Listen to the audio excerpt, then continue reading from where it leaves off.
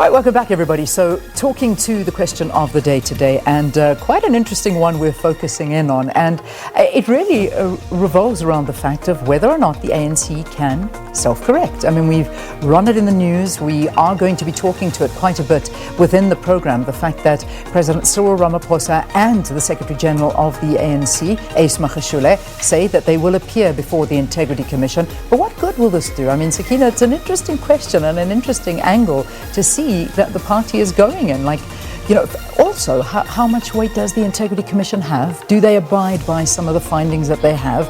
And that, unfortunately, I see you shaking your head, and I feel the same way. I mean, they've said many things that have been ignored. So what difference is this going to make? And will this help the party? So I suppose that's the question.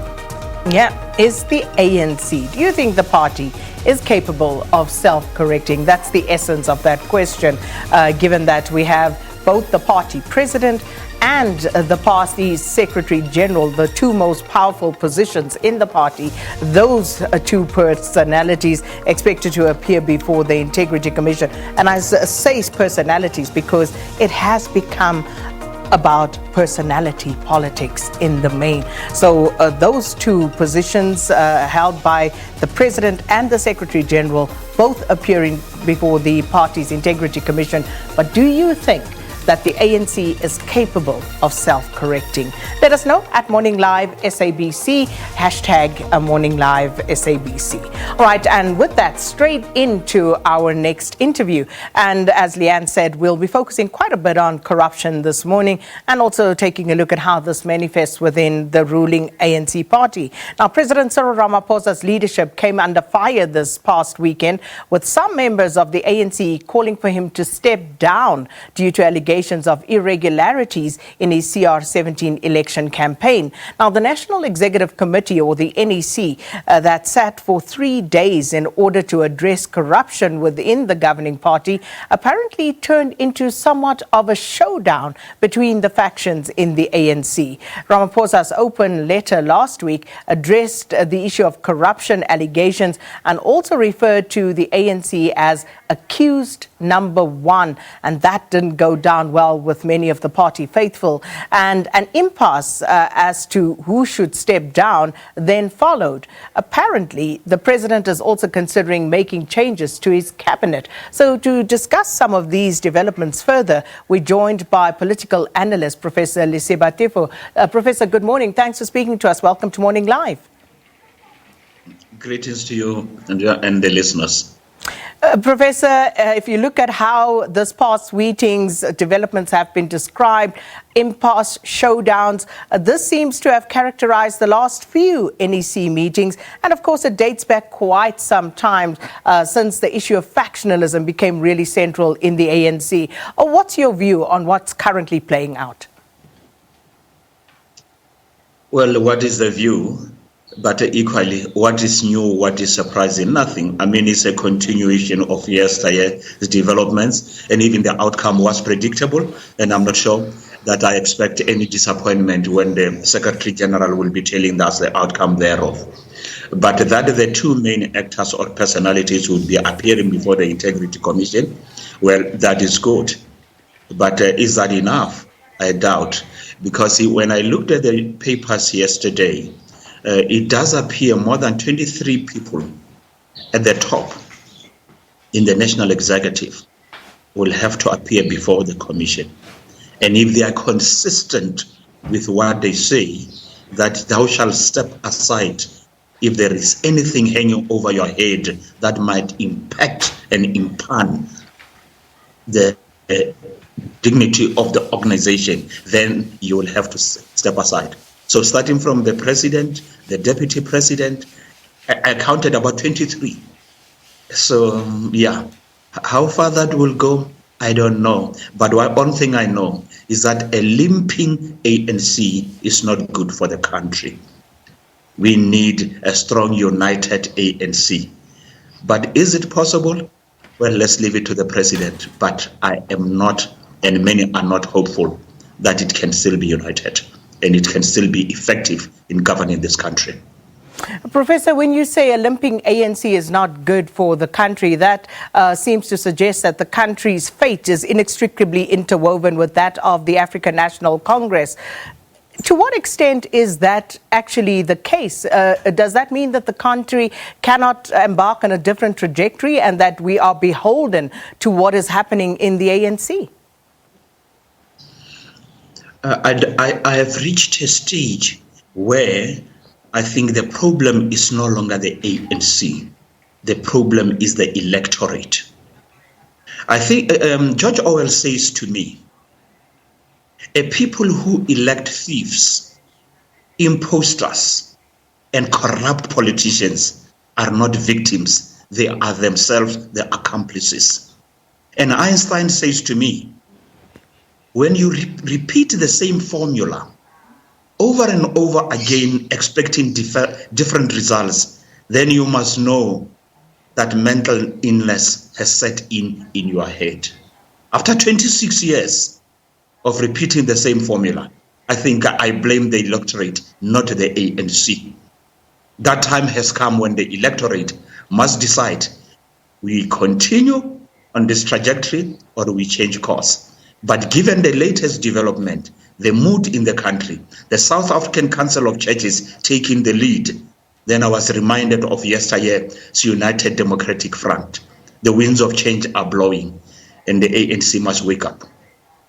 Well, will they wake up is the other question. But just coming back to the developments within the party over the past week or more, apparently some senior ANC members are actually calling for the president to step down due to these allegations of irregular funding for his CR17 campaign for his election in Nasrec in 2017. And they've gone as far as to say that the president cannot criticize members about corruption within the party for that very reason. What's your view on that, the party campaign funding and the fact that the president has gone to court on occasion to have some of those records sealed? Look, at one level, I think they are unfair to the president, or maybe they take us for granted. Money has been playing a role in the elections of the ANC, even for minor things. You know, I just want to invite society to reflect here, just how the rot has gone in when it comes to money and contesting for elections. SASCO is an organization of high school students.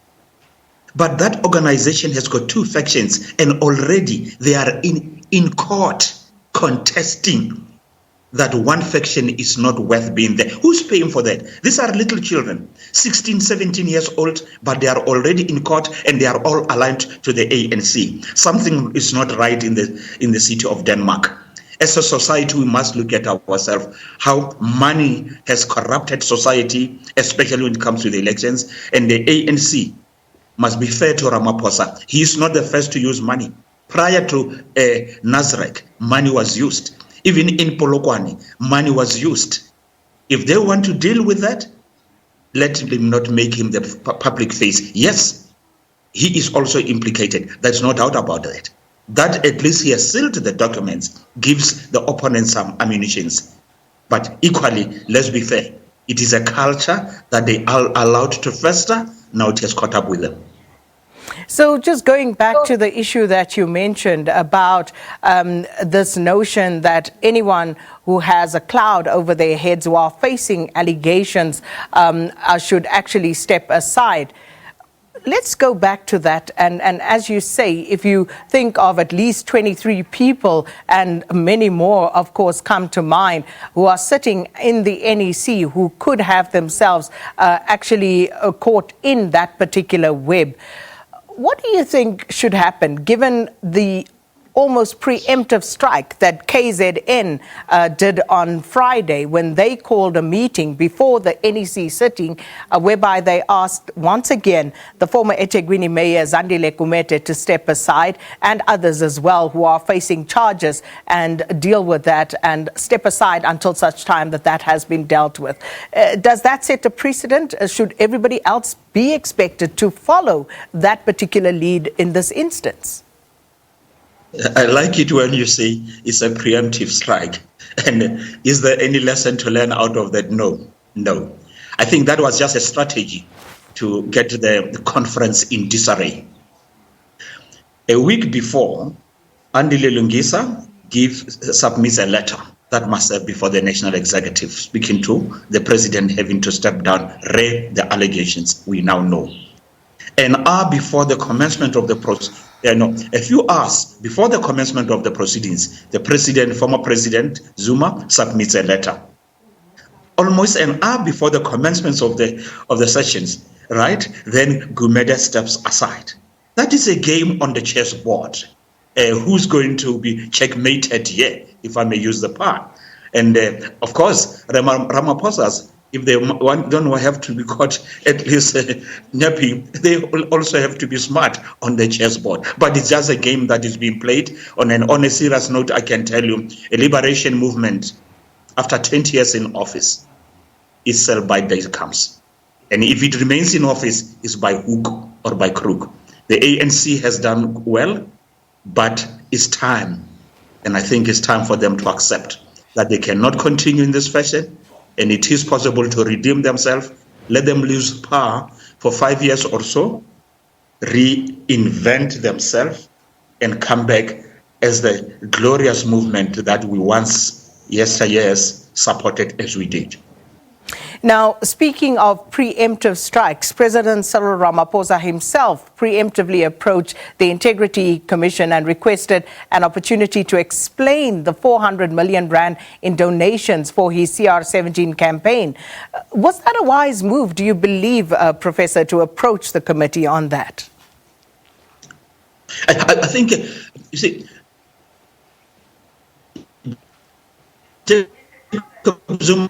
it took steam out of this. And obviously, as a mentor to Gumed and them, their strategy worked for this. But equally, I think the Ramaphosa approach also will work in his favor, will take a bit of steam out of the opposition, because he's saying, I am available, right?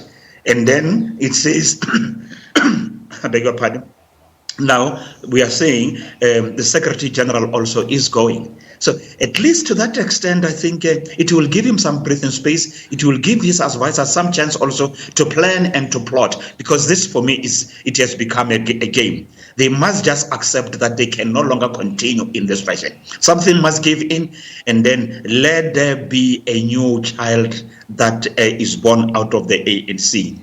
Once the ANC is no longer a behemoth where people can feed off, the crooks will go away. The real members of the ANC will remain. Never mind how small, weak, and limping it might be, but it can rebuild itself. It can cleanse itself and become a movement of yesteryear that can still draw people to it. Losing power, I think, is the ideal thing for it, for those who are honest and genuine about what the situation is and the impact of that situation on the country. It cannot carry on like this. No, the old man, the man of the cloth that Archbishop Emeritus Tutu once said, watch out, ANC. One day we shall begin to pray for your downfall. And I've seen something along those lines. Not there yet, but yesterday when the South African Council of Churches met, and remember the contribution they made towards liberating this country, never underestimate them. They have a following and they have moral authority.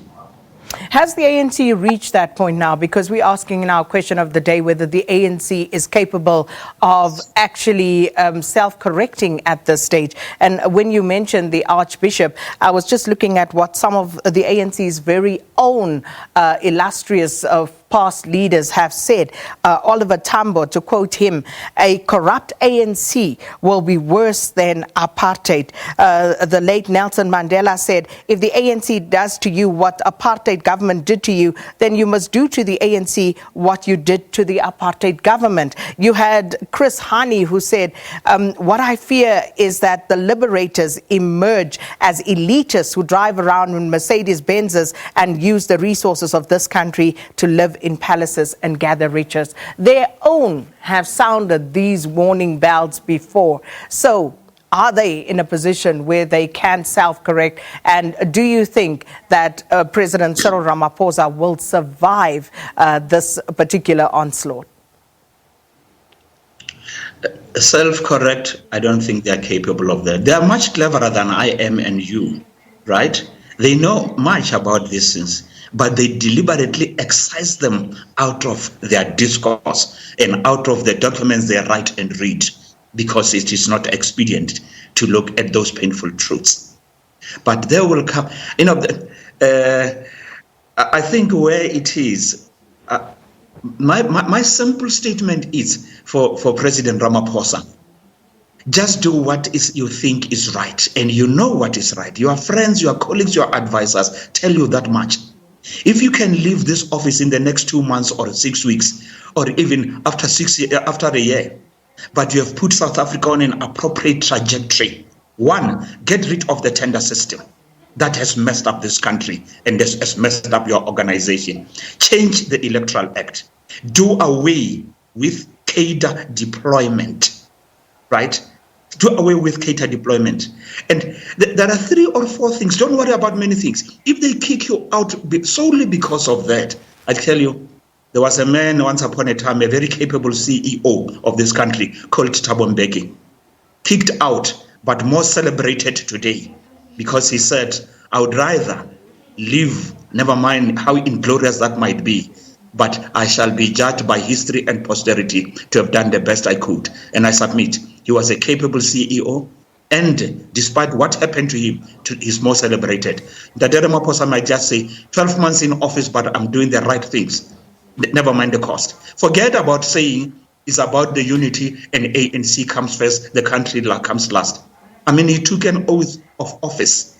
I shall uphold the Constitution. I shall respect the national flag of South Africa. Yes, Mr. President, it is in your hands. It is within you. You can save the country, not necessarily the ANC. But he, like so many other ANC leaders, are on record as saying that the ANC comes first. But we have to leave it there, unfortunately. Thanks so much for your time this morning. Professor Lesiba Teffo is political analyst talking to us about the ANC NEC meeting that took place over the weekend. So much more to discuss there. And do feel free to send us your views on all of these issues. So much we didn't touch on, but we'll hear from you at Morning Live SABC. Let's take a quick break.